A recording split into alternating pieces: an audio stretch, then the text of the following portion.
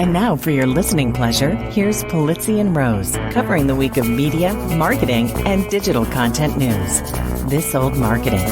Take it away, boys.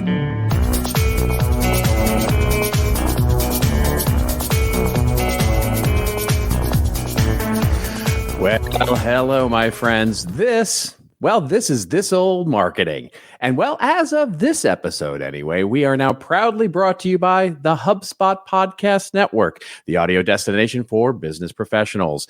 That's right. I'm Robert Rose, and welcome to episode number 396 of our show for Friday, October 6th, 2023. And with me, as always, as he always is, my friend, my colleague, and a guy who might just be next in line for Speaker of the House, Mr. Joe Polizzi.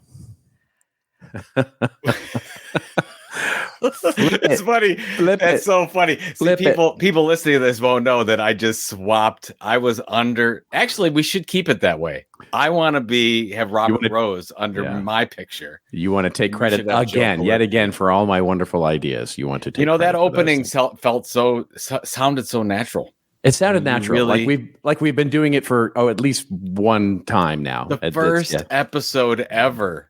It's kind of a big deal. I mean, yeah, it's a big deal. And we should explain to people what's actually happening for those who may have missed last episode or something like that. Why don't you explain to the good folks what's going on here? So on and off for the past few years, we've been in discussions with our friends at HubSpot about becoming part of the HubSpot Podcast Network. For one reason or another, it just didn't get together. We didn't make it happen, and we finally did. It took a few months. We worked out all the details, and we said, yes, we'll be happy to come on the network. We fill, and when I'm not quite sure the gap that we fill. If I was to look at it on paper, Robert, I would say that we fill the gap of a content marketing and media news show. Yes. Because they don't have one. One of these things is not like the other. And then, but we're sort of the fine wine of the group, if you will, because we're more, or the dirty tequila shot, one of the two. Yeah. I don't want to say that this is not an age thing, but we seem to be wiser than the other. There you go. We're one of the oldest ones. That's for sure.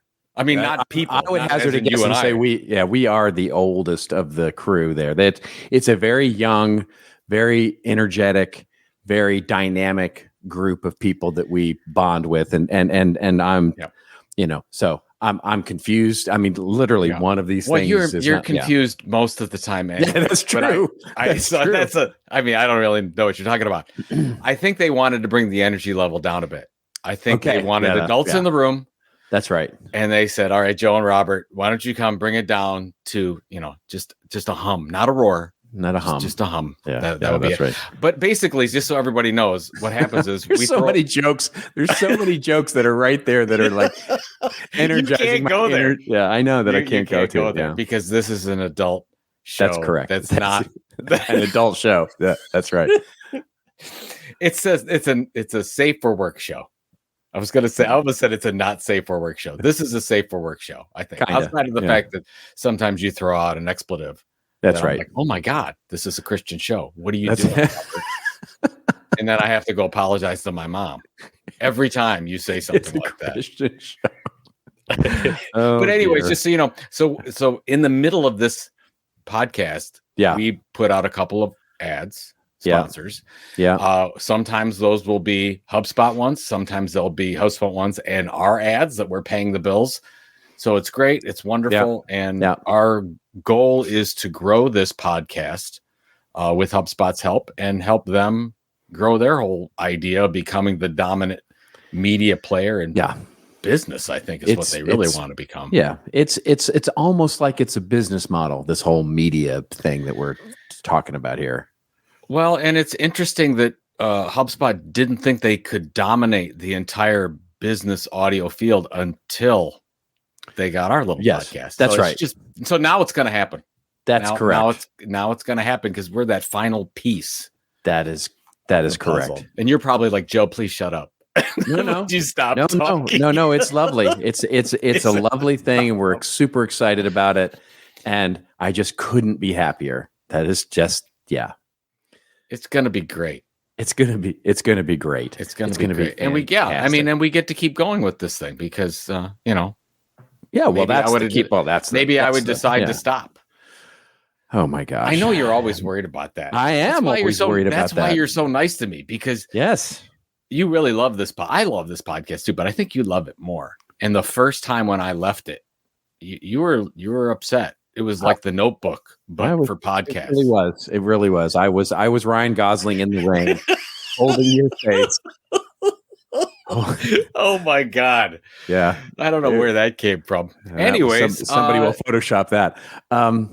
We have to mention Content Marketing World. We did. Yeah. Yeah.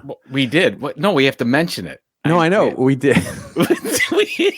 All right. We should just start this whole podcast over. It's already off the rails. It was lovely to see you last week. It was great. We had a wonderful time.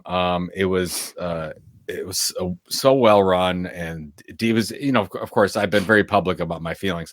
I love the DC venue. I'm a little sad it wasn't in Cleveland because I'm the Cleveland homer. I like events that stay in the same cities, but I totally get it.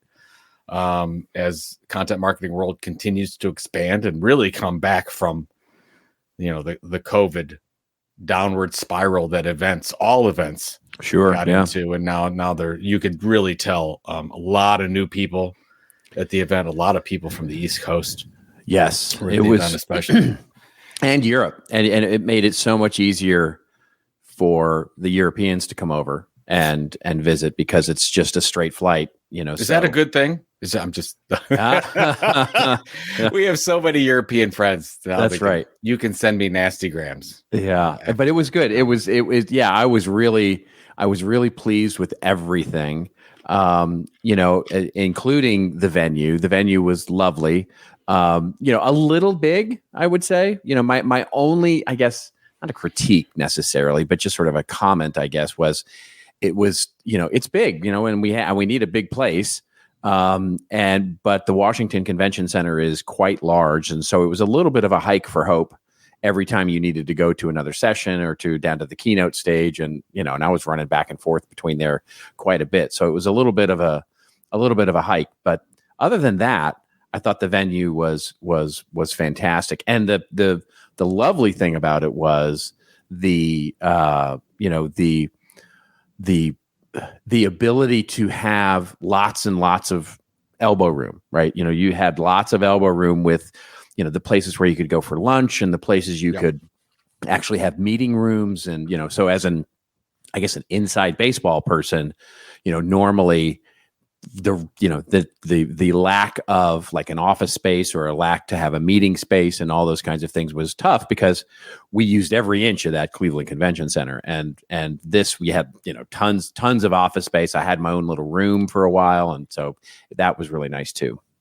See, a lot of people, and I came, I was there on opening day, but I came a little bit later because I had another thing that I had to do. And the problem was I was at the opening reception, but I was standing outside the Cleveland Convention Center. I forgot it was in Washington. It was very embarrassing. I was out there with my orange tux on, and there was nobody there. And then I had to quickly scramble and get a flight to DC. Yeah.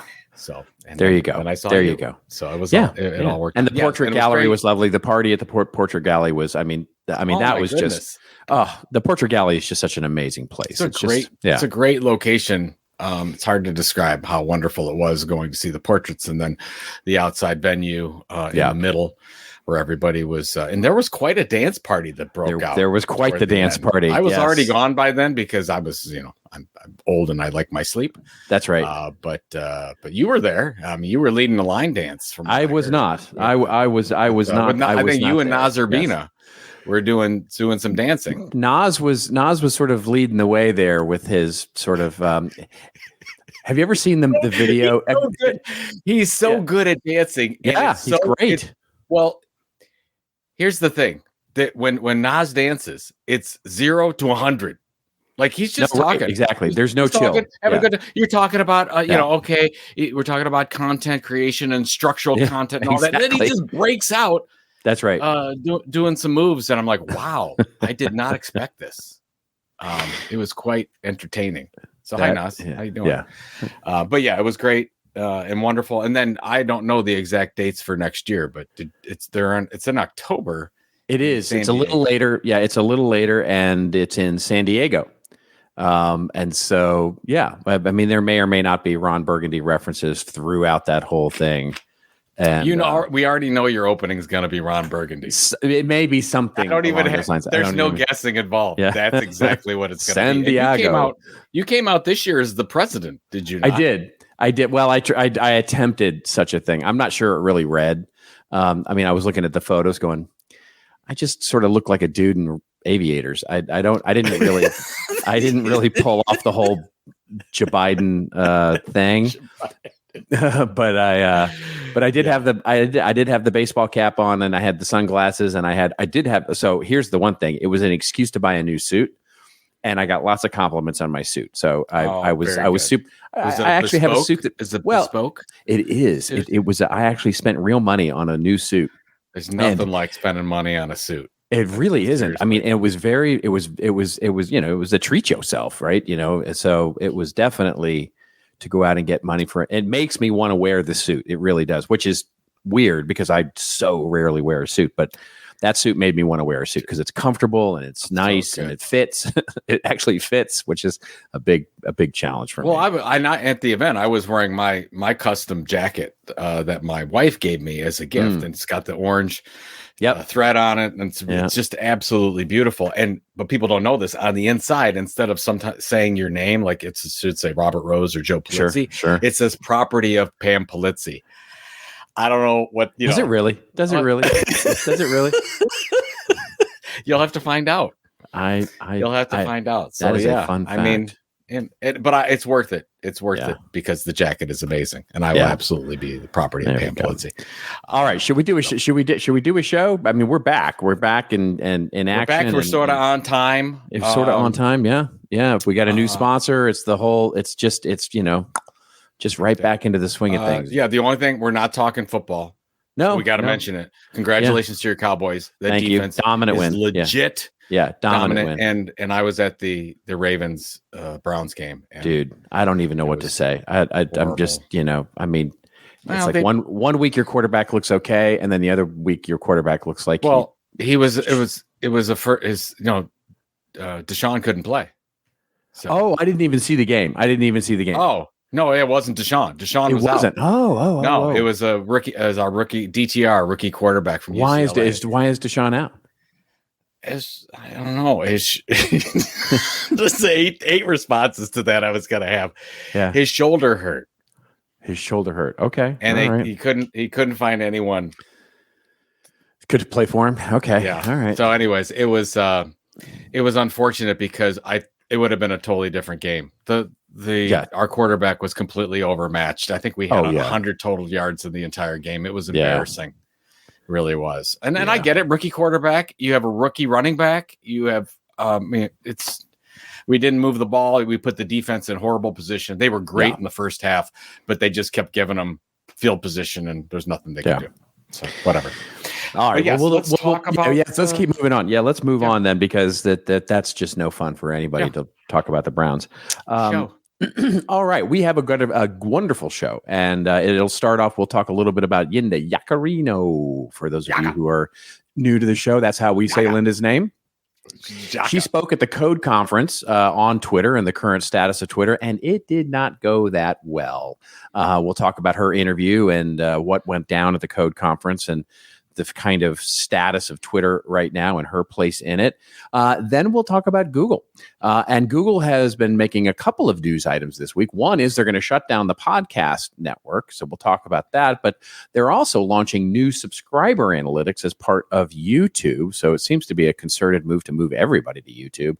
And then also, we're going to talk about Reuters, and they have a new research study out, and they're finding that this is a shocking finding that online news subscribers are both rich and have internet access. So we'll talk a little bit about some of the findings that they came out. We'll answer a viewer question from our friend and family member of the audience, Todd.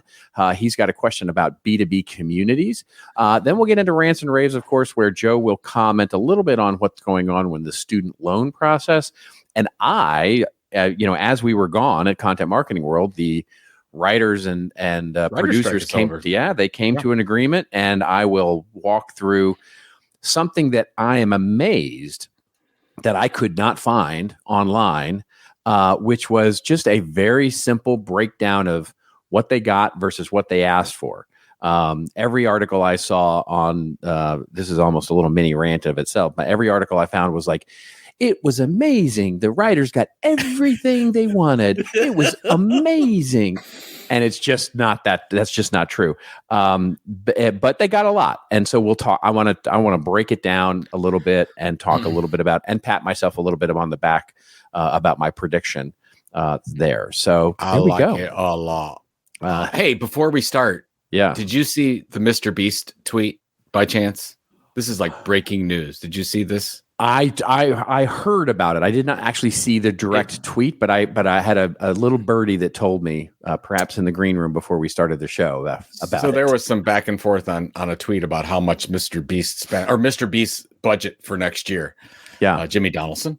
Yeah, and he tweeted in response that he's spending, or in the budget, is $120 million on the cost of doing his videos for 24. That's amazing. $120 million. That's cost. Yeah, that's Hollywood studio money. That's just right. You know, that's Hollywood studio money. So it's just interesting that, you know, this creator who started in 2012 and in 2016 had 30,000 subscribers on YouTube, didn't hit 1 million until 2017. Now has $120 million budget.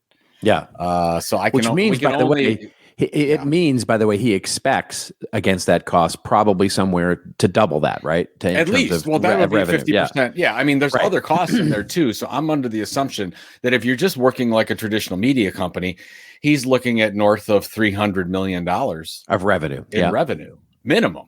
Could be more. And then who knows about, I mean, the whole Feastables candy bars thing is taking off. Did you know that my wife bought a Feastables bar, and there's many different kinds. You know what kind that she bought? She bought the chocolate peanut butter. I was going to say peanut butter had to account in there. But the name of it is D's Nuts. Oh my God. Oh my gosh. Well, they're flying off the shelves. Folks. There you go. There you go. By the way, one of the So D's Nuts, I know. I know that meme. But one of the funniest things that happened during the whole Content Marketing World event was the fact that yours truly had no concept of Taco Cat. You and I were sitting as judges at the Drink and Draw event where somebody drew Taco Cat. I fell in love with this whole concept of Taco Cat. It's the greatest thing ever. You're like, I thought it was the funny. I'm checking for the domain. I'm doing like that, and people were like, "Child, okay, hold on. You realize this is like a meme from 1997 or something?" And I'm like, "No, I didn't realize that." So I felt a little bit like Steve Buscemi, "Hello, rock and roll kids. Do you have any drugs on you?" So, oh my God, Jetty Magic, who is one of the judges, she goes to her phone. She's like, "Look, Robert, here's the 70 million references to Taco Cat on the web." And you're like, "I don't know. I'm looking." You said I look at old internet, and there's Taco Cat wasn't on old internet. It's on new internet. That's right. That's Who right. Knew? Yeah, that's but anyways, it was fun. We had a really good time. Congratulations to our friend JK for running that little wondrous event. People had a really good time. All right. Let's get to our first story. Yes, this comes to us courtesy of Slate.com, although there's a few places actually commenting on it. The headline here is the Chief Embarrassment Officer of X. Oh, ouch. Snarky. Oh, that's terrible. Linda Yaccarino keeps being humiliated on Elon Musk's behalf. So the article opens up by saying nearly 4 months into her tenure as CEO of X, the everything app that has to keep reminding users that it used to be a social network called Twitter, Linda Yaccarino can't seem to fully explain what she's doing there. That is one hell of a lead. This week, the former NBC Universal Advertising chief made the rounds in a sphere where one would assume that she's been comfortable, the mainstream media. On Wednesday, the Financial Times published a first-of-its-kind profile of Yaccarino's tenure, covering her working relationship with the ever-controversial owner who appointed her as CEO. That same day, she appeared at Vox Media's Code Conference as the featured speaker, sitting down for a conversation with CNBC's Julia Boorstin about the future of X. Among other things, both media appearances made something pretty clear. She often doesn't know much about the decisions Musk's make and is frequently unable to explain them. The FT piece noted that Yaccarino seemed to be caught unaware when reporter Hannah Murphy asked her about Musk's habit of running X entirely through his phone. Her response, maybe I should take note of what you've just said, that she had no knowledge of Musk's November 2022 pledge to establish a content moderation council with widely diverse viewpoints, despite having previously said that she'd closely followed the Twitter takeover saga. That's news to me, she said. And it went on in terms of at the Code conference. There was a pre-interview chatter that Yaccarino might not even show up because of the same day edition. Yael Roth, who was the former head of Twitter's trust and safety department, was going to also speak there. But basically, she at one point she's like, "Yeah, I got to catch a flight." She literally looked at her watch and was like, "I got to catch a flight in the middle." That was of the end of the interview. She says, "Yeah, okay, that's about it. I got to catch a flight." I got to catch. Just doesn't happen. It just it someone is not helping Linda out. Somebody I know they don't have a PR group, but I have to imagine that Linda does. That she's got a team. And boy, somebody is not either prepping her or something. I mean, I would normally say, this is a real bummer because she's got a boss who's sort of going rogue and she can't really control it. But at a certain point, you gotta know this is coming, and you have to be prepped for it. Either that or don't do the interview. You know what I mean? First of all, and people who are listening to this can't see this, but in the Slate story here, do you see these pants that she's wearing? Yeah, they're leather. Leather pants. Yeah, they're like faux leather, brown. I had a couch just like this growing up. Oh no, no, I'm serious. I looked at. I'm like, wow, that's amazing. Where did she? I mean, she went to the couch store to get the pants. Anyways, it's so terrible. I feel really bad for her because she is an extremely intelligent woman. She's got an amazing background, and I'm not sure why any person would want this job. It feels like, and she's done some really good money. She's done the money, I'm sure the money's good, but she's done some really amazing things trying to repair advertisers, the relationship with the advertisers, and figure out what processes Twitter has left with the whole thing. But and the other, just to be fair, I mean, she did come out after kind of they sprung on the guy Roth, who was speaking before her, that slammed everything about Twitter X. Yeah. And then she has to come on just an hour or two later and go through the whole thing. She wasn't aware of that. That's really not fair at all. So she did decide it's to not come back out. So but it's not, it's certainly a little uncool, let's just say. But for that the event would do that to her. Correct. But that, and I'm sure there's another side to that story that we're not aware of. But having said that, you gotta be ready for this, right? You gotta be. How are you not ready for that, right? How are you not? And the lesson here, by the way, for marketers that are going to events and that are speaking at events and those sorts of things, is that you have to be prepped. You have to be,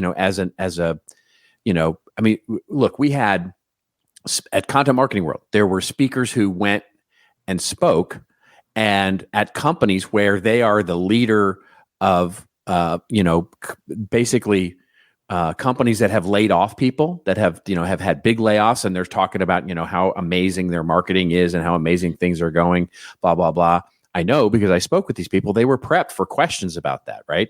They were prepped for questions about that. We had the one of our keynote speakers was the chief data scientist from Google, who no longer works at Google, by the way.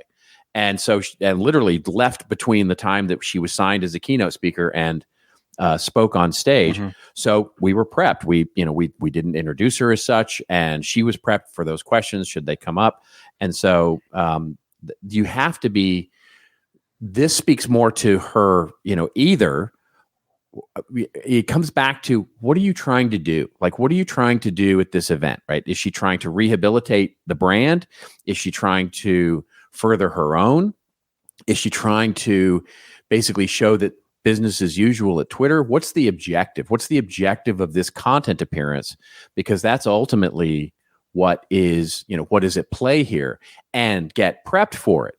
To, not to make a football metaphor here or anything, but basically the Cardinals, who are a bad team, kicked the Cowboys' ass last week. And they did because the Cowboys did not take them seriously. They did not take that team seriously, and thus were unprepared for what they threw at them. And this feels so much like that. This was like, you either didn't care enough to prep, or you generally speaking don't understand why you're there, and you're just letting people, throw you onto the middle of a stage. So that's she's extraordinarily well respected in the ad tech and advertising world, and for her to have a performance like this is just it's on her, to be honest.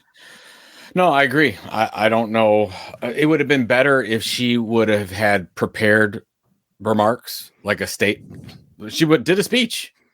Go ahead. Right. I mean, she has an option. I'm sure they asked for a Q&A. She could have said, hey, give me 20 minutes and I'll do a 10-minute Q&A or 15-minute Q&A. And she could have at least talked about the vision of Twitter X instead of just being grilled. And so, and of course, she got grilled. She didn't have the answers. It was embarrassing. Right. I mean, especially at Code, right? I mean, Code is known for having those kind of interviews. Kara Swisher, is often the one gonna do those interviews, and they're always, they're not easy. But here's the thing: I don't know how Vox runs this event. I'm sure I've heard great things about it.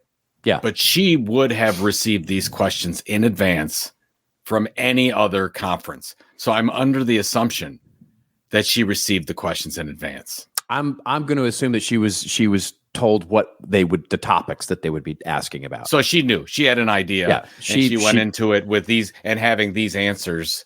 And if she didn't, that's again on her. If she didn't, that's again on her.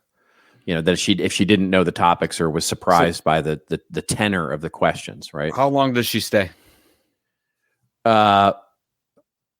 Oh, that's a great question. I'm gonna guess sometime early next year. I'm gonna guess sometime early next year. So it's October of 23. I can't remember their fiscal. I can't remember their fiscal. I can't remember. I thought they were an October fiscal, but yeah. So well, then that would year. Yeah, that would be the new year then, because basically results will come out for the fiscal and they'll be bad. And but it doesn't matter. They're a private company now. They can share whatever they want. They don't have to share anything. Oh, fair enough. Yeah, that's a good point. They're not public companies, so they can literally. So that pressure's off. It's really whatever they want. Good point to share. Good point. The comment that she had about getting back whatever it was 90% of their advertiser base, that's not going to happen. It's not going to happen for two reasons. One is that Elon continues to alienate people, and the second thing is Twitter's just not a good advertising platform. It is not. If you're going to advertise right now online, you're going to look at 1, TikTok, and 2, Instagram, YouTube. Yeah. You're not going to send any of your money. And we've already seen a cutback in sponsorships from I'm going to sponsor everywhere with these social media platforms to generally 1 or 2. Well, I'll just put it like this. This was I think one of my biggest aha moments. Normally when we have Content Marketing World and we look at the social media activity, after I got off keynote stage and all the Wednesday morning keynotes would have happened, there would have been hundreds of tweets about what went on, what happened, who spoke, what they spoke about. It was crickets. I mean, there were a few. I'm not, wasn't none, but it was 18, strikingly 20, different. Strikingly different. The LinkedIn, on the other hand, was a completely different story. LinkedIn, which was normally quiet during Content Marketing World because people don't use it as a short form posting, hey, look, check me out. I'm at a conference. That was a buzz, and Instagram and LinkedIn were the two buzzworthy social media channels. But this is really good to think about just for events, because you used to have it all silo through Twitter. That was the main sharing platform. That was the hashtag and everything. So you still have, let's say, 20% onto Twitter, and then you have as you said, some on Instagram, some on LinkedIn, maybe a few on Threads. I don't know, but you have probably half of that doing nothing now. That's right. They're actually, maybe it's a good thing. They're just sitting there listening, trying to be a part of the event instead of tweeting about it. But that's right. I think you've lost half of that social media interaction. Yeah. It's curious. So. Well, speaking of great advertising platforms, amazing advertising platforms where paid media really, really gets its way, it's time for us to pay a couple of bills. And it's time for us to roll our wonderful sponsor ads. Go ahead and do that, Joe. You know, here at This Old Marketing, we like our football and football metaphors. And something magical happens when the third quarter ends and the fourth quarter begins. The energy changes. The fourth quarter is where games are won, where champions are made, and in business, it's where sales teams become legends. That's why HubSpot built Sales Hub, to give sales reps the deal-making tools they need to win in Q4 and close the year strong. Sales Hub's prospecting workspace organizes your schedule, goals, and to-do list all in one place to save your team precious fourth quarter time. Smart Sequences help sales reps close deals faster than ever. And with an easy-to-use deal management tool, reps can find, track, and close deals all in one place. Plus, AI forecasting helps you accurately predict future success. That means less hoping for deals and more crushing targets. Put your sales teams on the fast track to winning Q4 with Sales Hub. You can learn more at hubspot.com/sales.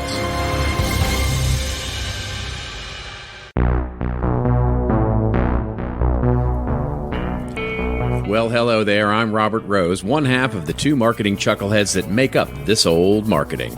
This Old Marketing is the newest show to join the HubSpot Podcast Network, the audio destination for business professionals with content designed to help you listen, learn, and grow. So what can you expect? Well, this is the part where I set those expectations. At This Old Marketing, my colleague Joe Polizzi and I discuss what's new in content marketing, the business of media, and digital content creator news. It's always around an hour, that is unless Joe goes off on some tangent about his fondness for email or print. And if not educational, it's at least entertaining. Listen to This Old Marketing and more shows like us on the HubSpot Podcast Network at hubspot.com/podcast network.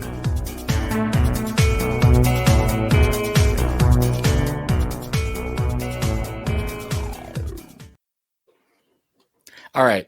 So that was pretty natural. That was pretty natural. Well, first of all, yeah, I thought that was great. I think the one thing is you had to get the football reference in with the they wrote that. Ad. That was. Oh, is that right? I thought you totally did that. No. That was their wonderful ad copy. I mean, I had many choices to choose from. And that was one of their options, and so I was like, of course, I'm going with the football. I didn't know that. I'm like, wow. I said he wrote that in there. Yeah. Here's the thing I thought about the second one, which, by the way, I really want to subscribe and follow this old marketing. This old marketing if you will. But it reminds me of the movie Dave, when he's trying to get the budget set. Exactly. And he's like, okay, well, why are we spending $125 million or whatever marketing to American car owners that they should buy an American car? Right. Exactly. That's exactly what I was thinking. That's right. I'm listening to this. We're going to advertise to people to buy an American car that have already bought an American car. He's like, that's right. He's like, okay, I'm not saying, and then Dave goes, I'm not saying that's a bad idea, but maybe we just need to reprioritize that a little bit. But anyways, I think that ad that you just read, I think that's going to go out on the other. I hope so. Yeah. Well, I certainly hope it's just not ours. I hope so. That would not work.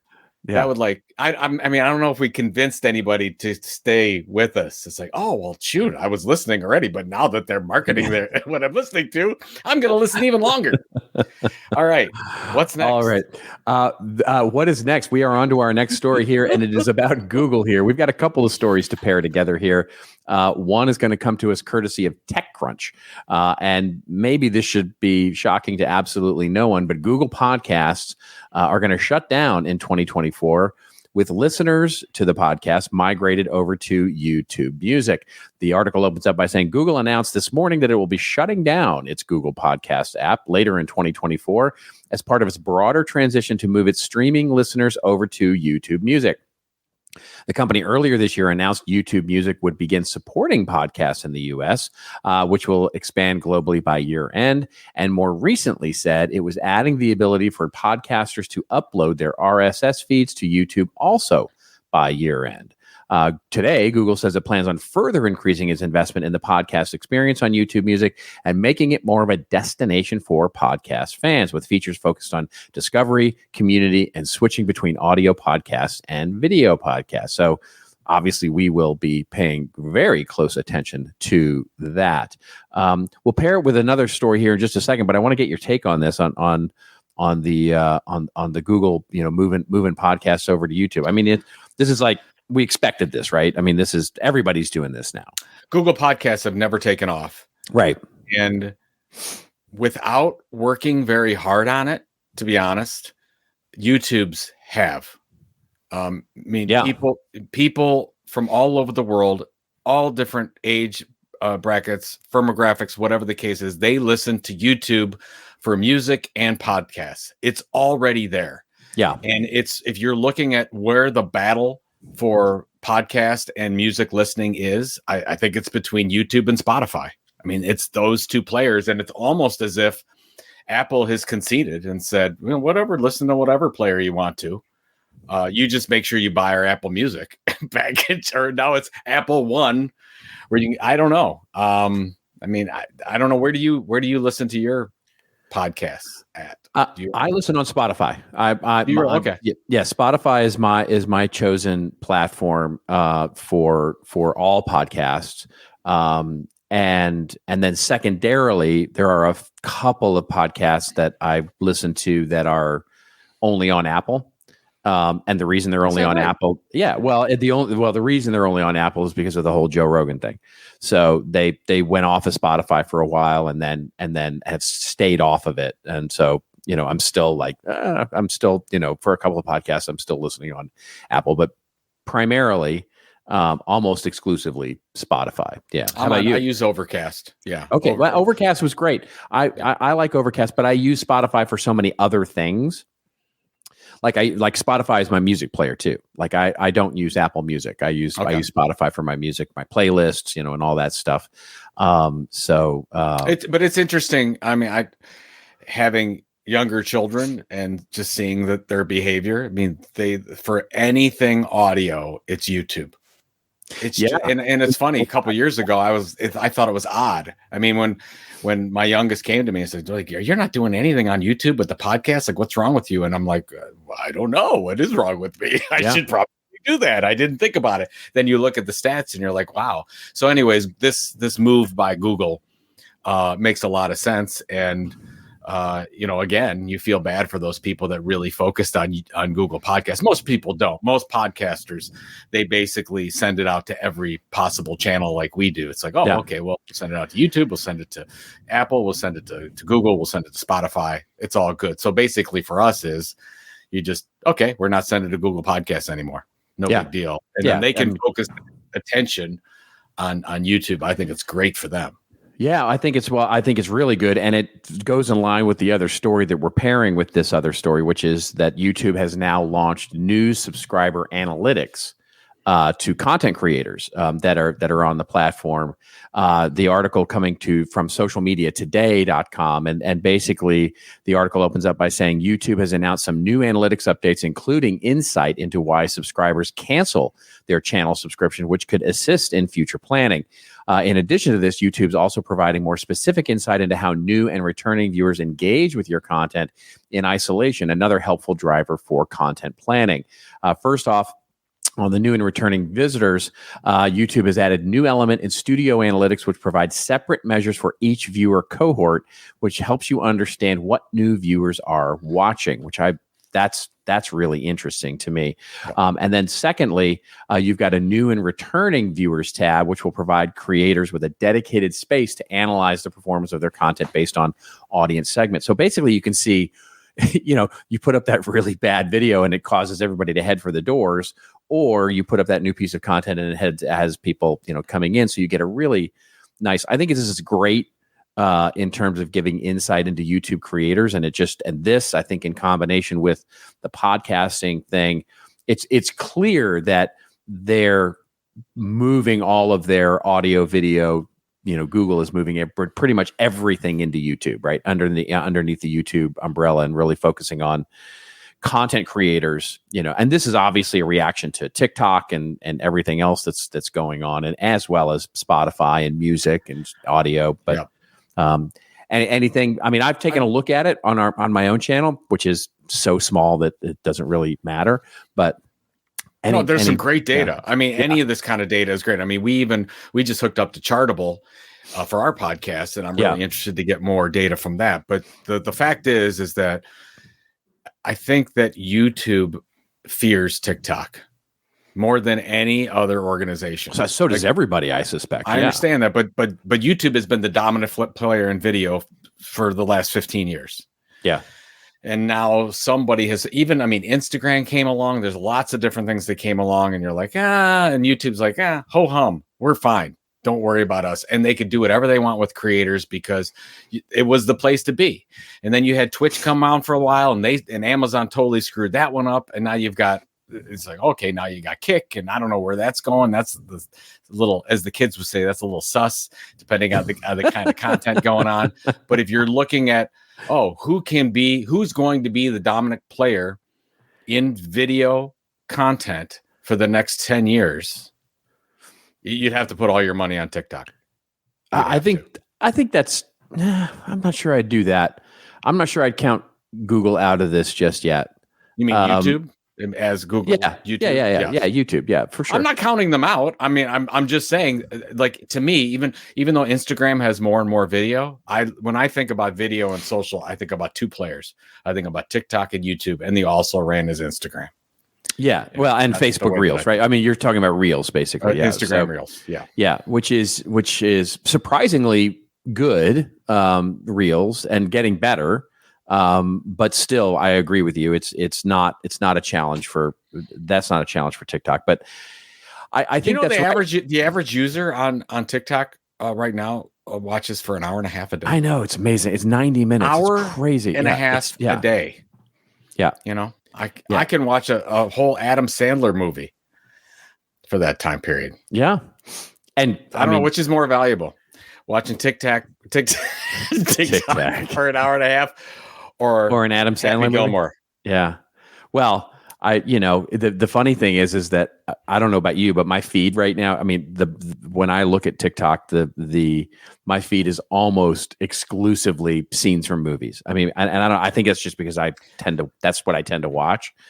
And, I'm such a boy that way, right? I'm totally like, my wife Elizabeth is like, how can you watch one scene of one movie? And I'm like, I don't know. I love it. I love watching my favorite scenes in movies. Like I watch scenes from The Godfather and scenes from Happy Gilmore, and I watch scenes from Star Trek, and I love seeing the scenes in movies. So it tends to dominate my feed. Yep. And so, you can easily spend half an hour sitting there watching, 3-minute scenes from your favorite movies. And I'm not on TikTok, so not at all.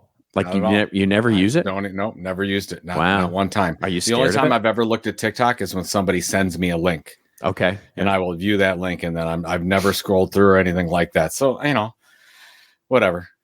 I'll live through you from that standpoint. But what I do know is that my youngest is on TikTok and has recently asked me to watch Major League and Moneyball because of the shorts on TikTok. That's right. So whatever's happening there, it has actually behavior. Yep. Yeah. 100%. I could see that because I have started new series. Like I just started watching. You ever see the series Suits? No, I know of it. I've never seen it though. Yeah. I had heard of it and had never seen any of it, but I started watching scenes from that. I was like, I got to check this out. So I ended up I'm now in the middle of watching Suits as a series because of TikTok. Yeah. So I totally buy that. Meghan Markle is in that, correct? She is. And she is just awful in it. So are you really? You yeah. Oh, because I had talked to somebody else that says she was positively radiant. No, she's beautiful. I mean, don't get me wrong. She's beautiful. Just not a good actress. She can't act her way out of a paper bag. Yeah. I mean, that's Harry's not in it, right? No, Harry's not in it. Harry is not in it. Because let's be honest. In it, then my wife would be watching. Suits is not an intellectual challenge. Let me just be clear. Like Suits is Is it, it's like Ballers. It's comfort. Like yeah, it's very much like that. It's very much comfort food TV. Yeah, it's definitely like, fun, silly TV. But yeah. But there you go. Enough about that. All right. The show we'll cover this one last article here before we get to our wonderful user question here, and it's from our friends at Reuters. And this is new research that has just come out. And basically, it's about online news. And the interesting thing here is that there's some interesting findings here. One is that says that low price. So this is all about subscription news, by the way. This is a subscription model. And I think there's some real interesting takeaways here for marketers and business owners, content creators. They say that basically new subscribers, those are who are subscribed to news, they're attracted by a combination of high quality, curated, exclusive content, identification with brands. In other words, they identify with the brand providing it, and a desire to support quality journalism. So there's some insight for you. But more interestingly, I think, is one, low-priced introductory offers are effective at attracting new subscribers, but some customers fail to see value when prices are increased then at renewal. 28%, this may be one of the more interesting findings, 28% of U.S. respondents said they canceled subscriptions in the prior year, while 66% said their number of subscriptions increased or stayed the same. So you can get them and you can keep them even through some economic difficult times. Long-term news subscribers, says the research, tend to be male, older, richer, and better educated. Wholly unsurprising here, right? I mean, come on. It's like, hey, was your picture next to that? Yeah. Well, I don't identify with the richer part of that, but yeah, younger subscribers tend to next pay to the Kardashians. You can't say that. Well, you're friends with the Kardashians. Here's my favorite findings, and I want to get your take. My favorite of the findings, because I'm just letting that go, by the way. But I'm just letting that roll. You let that go. What's your favorite of the findings? Right. Okay, so quick side note. So the new Kardashian show is out, and my wife is a fan, and so it was on as I walked by last night. Yes, they just look weird now. They look alien-like now. I mean, they're just not. They don't even. It's because weird. of the Botox or everything. I think. I mean, it's just they don't look like. I was like, who are these people? And she's like, it's the Kardashians, and I'm like, that does not look like the people that I remember from 5 years ago or whenever. But anyway, moving on. By the way, I don't get the whole Botox lips thing. I don't either. I don't get the whole I facial reconstruction thing, but I don't see the intrigue, but whatever. Yeah. Anyway, so my favorite finding is that the value of news subscriptions, says the research, is partly conditioned by the amount of quality of and the quality of access to free content from both commercial and public access. And what I loved about that is that there's a real insight here for marketers, which is basically scarcity wins, right? In other words, if you're in the technology industry or if you're in real estate or financial services, pretty much everything you're thinking about talking about on your content marketing program, your blog or your resource center or whatever, everybody else is talking about. Now, you might have a unique take on it. You might have listened to Joe and you have your tilt and your sweet spot and all those things. But basically, if you're in a busy, noisy marketplace, you've got to find a way to create scarcity, because that's what creates the value of a subscription.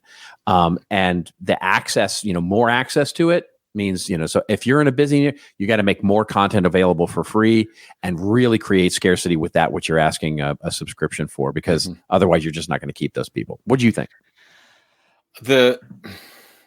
From this, and then what we're seeing in the marketplace, your high price, high touch subscriptions do really well. So you have a mixture of content, but there's some human being as part of that process. And a lot of these are pricey. I mean, I know a lot of content creators that have $2,000, $3,000, $4,000, $5,000 a year plus subscription membership programs. There is some regular content in there. There's exclusive webinars in there, but there's some human that's checking in on you on a regular basis. That's one that works really, really well. The second one is research focused subscriptions. In B2B especially, those work very, very well. You might have an analyst on board that's talking to that person on a regular basis, some real insight that they can't get anywhere else. I'm not seeing a lot of uptick with exclusive content. In addition to this newsletter, you get a little bit more. In addition to this podcast, you get a little bit more. You get behind the scenes. I don't see those doing as well, except for if you wanted to target your 1% super fans. That's right. And from that standpoint, you can create who are my super fans that would want to support me with whatever I do? We're seeing Sam this Harris. Basically, if you're Sam Harris, for example. Yeah. Sam Harris is a really, it's, and if you have 100, 200, 500 people that really love you and support you, they'll buy anything. That's right. They will buy anything that you have, and then you can create a higher price point for that with some kind of exclusivity to the creator or the brand itself. So those are working really well. So I think these findings make perfect sense to me. Yeah, they're very interesting, and of course we'll link to it in the show notes and all of that. But all right, let's move on now to, before we get to rants and raves, let's move on to our viewer question of the week, and it comes to us courtesy of our friend and family of the show, Todd. Todd has a great question about B2B communities. If you want to roll that audio. Hello, gentlemen. Todd McCloskey reaching out. Have a question that I'm posing to you, and I think it's applicable for the whole audience. I've got a B2B event client. Let's just say it's a really large show who's building a digital community to broaden how content is delivered and to strengthen engagement year-round. What strategies would you both recommend? All right. Do you want to give your take on that? I will, but this sounds a lot like Content Marketing Institute, so I'm very interested to get your take here. But I guess my advice for Todd is to say, look, one of the traps that media companies, B2B media companies, fell into, both on two sides of one coin, right? Which was, one, building a media property around an event, or building an event around a media property. And so they fell into one or the other, right? In other words, you had this wonderful big event where you had people coming, and digital or otherwise, right? It could have been a single event, a big virtual event, or it could be a big, Dreamforce like, physical event. And, even Dreamforce, by the way, it was only in 2020 that Dreamforce had a 24/7, 365, the Salesforce Plus. That was basically, it was COVID that actually inspired Salesforce to create Salesforce Plus, because they didn't really have a 24/7, 365 version of Dreamforce Online.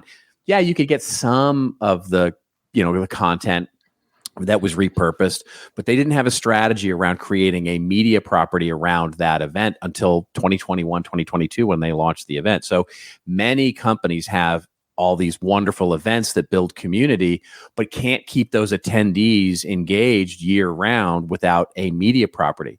Vice versa, so many media properties fail to ever create sort of destination events and take that opportunity. And so they're wonderful at keeping a small group engaged, but never really build their super fans, or never really build their sort of truly super engaged user base, because they never translate those into monetized events. And so I guess my advice is to follow the pattern that Content Marketing Institute and that you built so successfully, which was to build that center of gravity around either the media or the event, and then build your community around all those disparate and multiple value lines, really more than revenue, even value lines that pull everything in. That's my, so basically follow CMI, what CMI did. No, thank you for that. I think what you find out with most large scale events is they don't have a consistent content vehicle targeted to that audience year round. And you just made this point.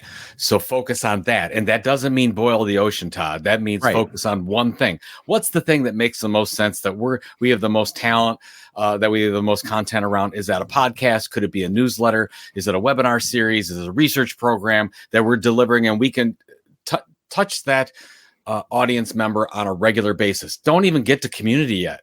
Yeah. Because if you don't have that regular touch point on a daily basis or every other day basis, the community is not going to work.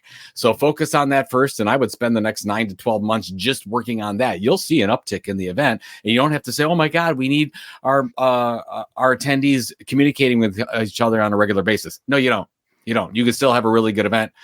if you want to build that long-term community, focus on that regular content initiative. And then if you're going to launch something outside of that, some digital community, first get the audience involved in your content. And that's what CMI did really well.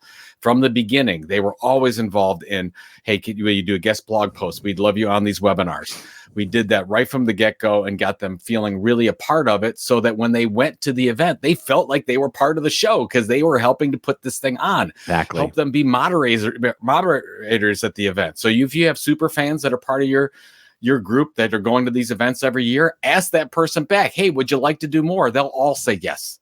So get them involved in that. And then those are the people that are going to join your digital network.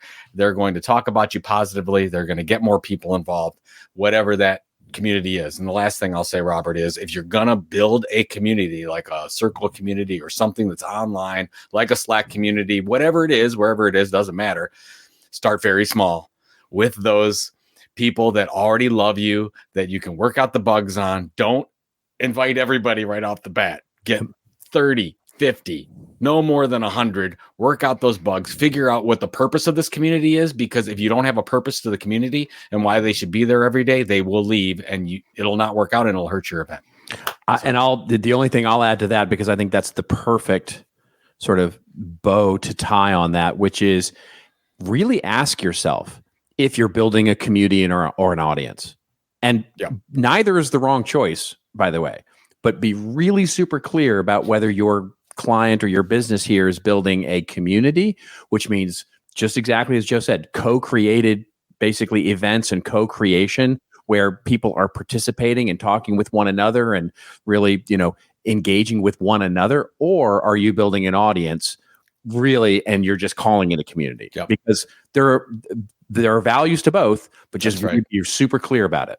Jay Acunzo has a great presentation on this. He said, neither one is wrong, but you need to make the choice. That's right. If you're building an audience, that's like you're on stage and you're giving a speech to an audience that is listening to you.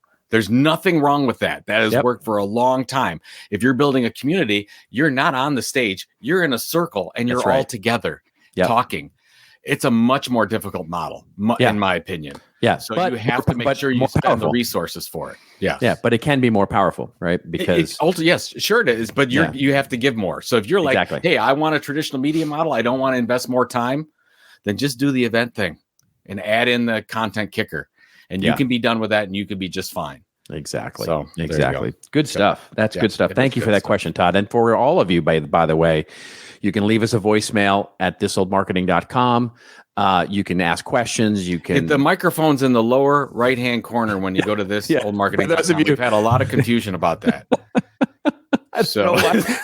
I'm not sure why. It could not be more obvious. I don't know. Hey, maybe I need to move it around. Maybe I just should put it right in the middle of the page. Big old, like a big arrow. Right, like it's just a big arrow pointing. We'll put it on there. Whatever. Yes, absolutely. All right. I interrupted you. I was just going to move us on to our rants and raves, where Joe and I go off on a little bit of a rant or a little bit of a rave, or about something that makes us feel like we're the current Speaker of the House and just about to get fired, or if we're not the Speaker of the House and don't have to worry about such things. I mean, that's a crazy, nutty thing that's going on right now. It's just, the one thing that's interesting. I was listening to the Prof G podcast recently, and they were talking about what's the older senator that keeps freezing? He's McConnell. Yeah. McConnell. Yeah. They were talking about the fact that him, and it's a terrible thing that what's going on right now with him, but they're talking about that staying in the news is hurting Biden, because age is always on when people see that. Yeah. I just thought that was an interesting take where people are seeing it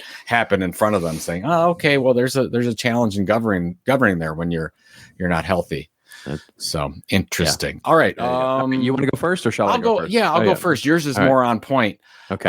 Mine is, I don't know if I necessarily even have to show this, but I'll go ahead and show it. This is from Morning Brew, just talking about the student loan restart. And I wanted to bring this up because I don't think we're talking about this important issue enough and what's going to happen with overall spending. So if people that don't know, there was a moratorium on having to pay back student loans starting in March of 2020. So this is right during COVID. So that was one of the relief measures. And for the past 3+ years, former students who've had loans haven't had to pay those back. Well, now they're coming due and you're going to have to start paying again. And you listen to the stories of how people use that money. They used it on buying cars. They used it on travel. Yeah. They used it on subscriptions. They used it on all sorts of things. And the analysts, so now they can't do that anymore. That discretionary spending for that is gone. Yeah. And they didn't like save it and hold back and say, oh, good. When my loans are good again, I'm going to use all that money and pay that down. Nope. They did not do that. U.S. consumers did not do that. And now all that money is going back to paying off these student loans. And it's said that in the next year, that's going to hit the U.S. economy for between $70 and $100 billion in lack of spending from what was happening there. And I think this is important to know, depending on who your target audience is and what you're going to be selling.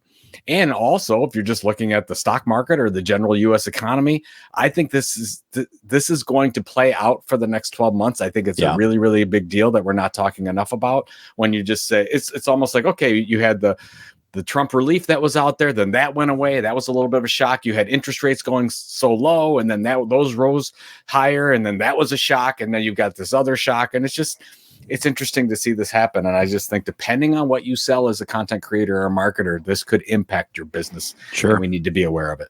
Yeah, so 100%. There you go. 100%. And hopefully what we'll start to see is some of the private sector pick that up, right? In terms of education, in terms of the kinds of things where those student loans would be more pronounced. So it'll be, yeah, you're right. It'll be really interesting to see what happens there. Okay. What do you got?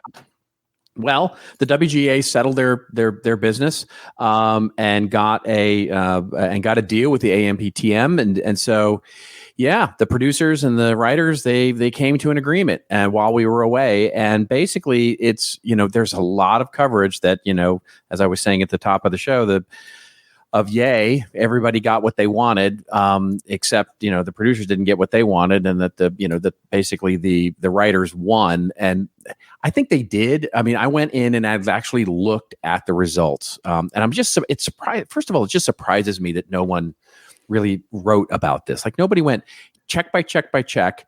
Here's what they get, how much, what they get, and what they ask for. Right. I actually had to go back in time and search. Go to the original proposals to say, okay, here's a list of the proposals that were made. And I went back to May, by the way. So I went back to the May negotiation, and this was what was proposed by the writers and what the response from the producers were. And then I compared it to what they got.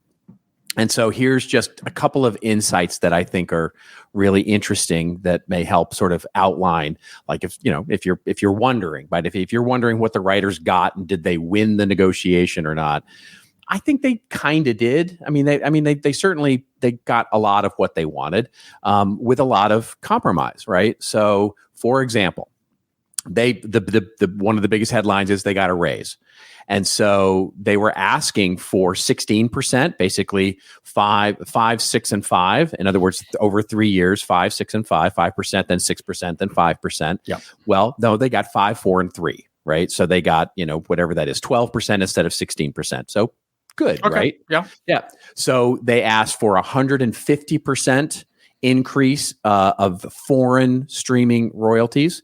They got 76% raise, right? So they got about half of what they asked for. They, on the writer's room thing, which was another big sticking point, like they wanted 6 writers minimum for a series of a certain size, and 4 writer producers for a total of 10 writers guaranteed for a number of weeks. They got 3 and 1, basically. So they split it down the middle, right? So like we might have thought, they split it right down there. They got a guarantee of 3 plus 1. They got the 10 weeks minimum as a minimum, sort of, you have to be employed for 10 weeks. So they got that as a concession. Then in what's called the post green light room, which means basically once, and this was a big sticking point for them, which was, okay, after a show gets greenlit, in other words, they say yes to actually they're going to make this number of episodes or whatever. What was happening is you had a lot of the writers, which the producers or the company would come in and say, okay, great. You get X, you can write the script before it gets greenlit, and then once it gets greenlit, now you go off on your own and write on your own time, and we have to have 10 episodes before this. And so there was a big problem with sort of when they were getting paid, how they were getting paid. So they were looking for basically a guaranteed employment. In other words, you actually have to employ them, give them money, a weekly paycheck, basically. They were asking for 3 weeks per episode. So in other words, if you had, basically a 13 episode or a 12 episode series, you would get 36 weeks of employment. And basically they got 1.5 guaranteed. So again, they split it right down the middle. By the way, this is my math. No one has done this math. And so I don't have access. Maybe you should write this article up, and then it'll be the math behind the writer's strike. I'm doing the math sort of on the back of a napkin, right? I have not, I haven't seen the details of the details, but so AI was another big issue, right? Where it was a really weird issue because they were making it sound like the producers wanted to replace all the writers with AI, but of course the producers never asked for that. So I guess the writers got what they wanted, but generally speaking, the producers didn't give up anything that they already had. In other words, writers can use AI if they want to, but only if the company or the producer that's on their show says it's okay. In other words, they have the ultimate say of whether AI can be used, but the producers can't use AI without the writers' permission, or they can't force the writers to use AI, and they can't use AI to create original material from other original material that's submitted. So got it. Basically, everybody has to disclose AI when it's getting used, and everybody sort of has to agree on what it is. And seems reasonable. And then the last piece, which was my prediction, and the biggest issue I thought going into this was the viewership-based residuals. In other words, can you get more money if you're whatever show some big popular show that gets downloaded 1 million times, and you get more residual money than someone whose show gets downloaded like 10 times. And so they didn't get that, nor did they get access to that data, which I predicted that they were not going to give that, because that's like the keys to the kingdom, and they're not giving that up. What they did get was a bonus based on aggregated hours in a month. So in other words, if your show gets XYZ number of aggregated hours, and it's based on budget and thing, you get a bonus, quite a big spiff basically on your particular show, which gets split among the writers, et cetera, et cetera. And they don't get the data, but the Writers Guild will get the data in aggregate form of all the streamers, right? So they'll say, hey, Netflix was, 400,000 hours streamed or whatever it is. So they'll get that, but they're not allowed to share that. And so that's what they got. So did they win? I think they kind of won. They certainly got a lot for their striking. They did not get the big prize in my mind. And I think that was the streaming residuals thing. Did you see any of John Oliver's take on this? By chance? I did not. Well, he was so upset. He said that this deal that was struck could have happened on day one. Yes, that's 100% true.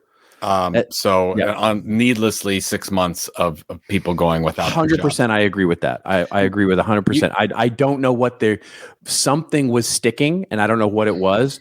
From May, it seemed like the big sticking thing was the number of writers in the writing room and the residuals thing.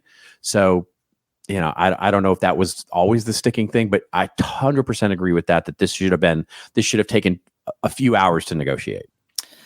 And this group of people better than I do. I've never been a part of that universe, but the one thing that I keep thinking about is, and then when I think about the auto workers strike, you have no solidarity there, because you have the most valuable company, one of the most valuable companies in the world, Tesla, that is not unionized and doesn't look like they're going to be unionized anytime soon.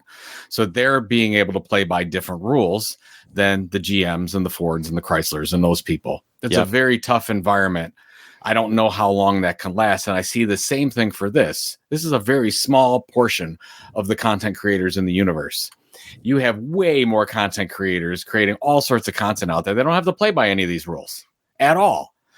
How does one group work together to get rights for just that small group of people when you've got all these other people playing by whatever rules they need to play by to survive? Yep. I don't know how long something like this can last. I think this is very much and it always is that way. This is a mark in time we'll make these rules for how they are now, and we'll adjust as we go. But I think you're going to see so much change in the next 3 years. Oh, 100%. Where some of this isn't even going to be possible to when do. you start looking at what the writers won in terms of the more money part of it, all the producers didn't give. It's not like they opened up their bank accounts and went, okay, great. For all those, things that we did in the past, we're going to give you more money. Basically, they said going forward, you're getting a raise and more people will be guaranteed work. Which all that does, by the way, is raise the production costs on individual productions. They were already going to reduce the slate of numbers of productions. That was already starting to happen as a trend, just to your point. And now what you're saying basically is production costs are going to go up. Somebody could do the very sophisticated math here, but let's say by 20%, the production costs are going to go up on an individual production or a TV series or a movie. They'll just absorb that cost. It's not, they'll just absorb that. It'll just be more expensive to make a quality series. And so nobody got pickpocketed here. Let's just put it that way. They will get more money, but to your point, the bigger trends are still the bigger trends, and it's all shifting. Shifting sand, my friend. Shifting sands. All right, what do you got this week? I will be, as this is airing, I'll be in Boston. Oh, that's right. Marketing profs. Marketing profs, because I completed the speaker form. Some people on the show did not. I did not. I did. So I'll be there, and looking forward to seeing a lot of the people I just saw at Content Marketing World. So you've got half of those speakers that will make their way from DC to Boston, and we'll do it again, but we'll focus more on B2B. That one I'm doing a different speech. That one is on unconventional approaches to content marketing. So that's kind of in my most of the time, that's what I speak about is content marketing. So I'm back to the old tradition. How about you, sir? Drug you back in. they drug you back in. Drilling me back in. I'm heads down working. I've all the stuff that got put to the wayside as I, finishing up. We announced, by the way, our American Marketing Association certification for content marketing. Congratulations. Thank you. I'm the instructor for that. So I'm putting the final, sort of little bows and, stickers on that to get it launched by the mid-month. And then, client work, starting to work on some clients and all that kind of stuff. So back to work we go. And of course, getting ready for our amazing show now brought to you by the Hubspot Podcast Network, the business destination for something. I need to go read my script. There you go. There we go. Yeah, you can sign us off here. All right. Thank you very much, ladies and gentlemen. We will see you again next week on this wonderful show. And until we see you next week, just remember, it's your story to tell. Tell it well. See you next week on This Old Marketing.